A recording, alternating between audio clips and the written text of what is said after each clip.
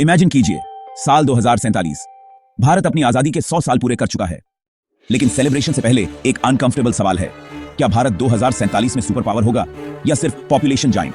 आज भी India rich nation नहीं है। पर कैपिटा इनकम चाइना से 5 गुना कम है।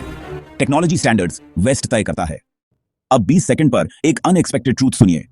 2047 में भारत पावरफुल इसलिए नहीं बनेगा क्योंकि वो सबसे अमीर होगा, बल्कि इसलिए क्योंकि दुनिया के पास इंडिया के अलावा ऑप्शन नहीं बचेगा। और यही बात आपको डरानी भी चाहिए और एक्साइट भी, क्योंकि अगर यह चांस मिस हुआ तो इंडिया का डेमोग्राफिक डिविडेंड डेमोग्राफिक डिजास्टर बन जाएगा। 2047 का भारत दिखेगा ऐसा: हाई स्पीड रेल, दिल्ली से मुंबई 3 घंटे के अंदर, electric logistics corridors, Indian made semiconductors global devices में, रुपया एशियन अफ्रीकन ट्रेड करेंसी और Indian companies defence, AI, space में लीडर्स। लेकिन असली मिस्ट्री यह नहीं है कि यह सब पॉसिबल है या नहीं। असली मिस्ट्री है कि यह ट्रांसफॉर्मेशन क्वाइटली कैसे हो रही है, बिना हेडलाइंस के। और इसका जवाब छुपा है भारत की हिस्ट्री की सबसे बड़ी मिस्टेक में। 1947 में भारत के पास था एक मैसिव पॉपुलेशन, शार्प माइंड्स और स्ट्रेटेजिक लोकेशन। लेकिन हमने चुना ओवर प्लानिंग, अंडर एग्जीक्यूशन और एक फियर बेस्ड इकोनॉमी। चाइना ने फैक्ट्रीज चुनी, अमेरिका ने इनोवेशन चुना और इंडिया ने डिले। 1991 में जब क्राइसिस आया तब इंडिया ने रिफॉर्म्स किए, लेकिन स्लो माइंडसेट नहीं बदला। आज 2024 में इंडिया डिजिटल पब्लिक इंफ्रास्ट्रक्चर में वर्ल्ड लीडर है। यूपीआई के ट्रांजैक्शंस वीजा और मास्टर कार्ड से भी ज्यादा हैं और स्टार्टअप इकोसिस्टम बूमिंग है। पर ट्विस्ट यह है कि यह सब फाउंडेशन है, बिल्डिंग नहीं। अगर नेक्स्ट स्टेप गलत हुआ तो 2047 सिर्फ एक मिस्ड अपॉर्चुनिटी होगा।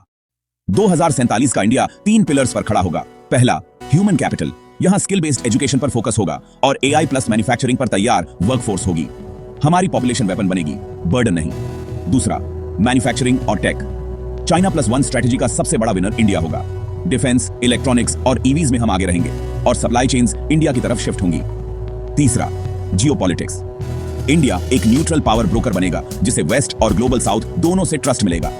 ट्रेड वॉर्स में इंडिया सबसे सेफ ऑल्टरनेटिव होगा। सबसे बड़ा ट्विस्ट क्या है?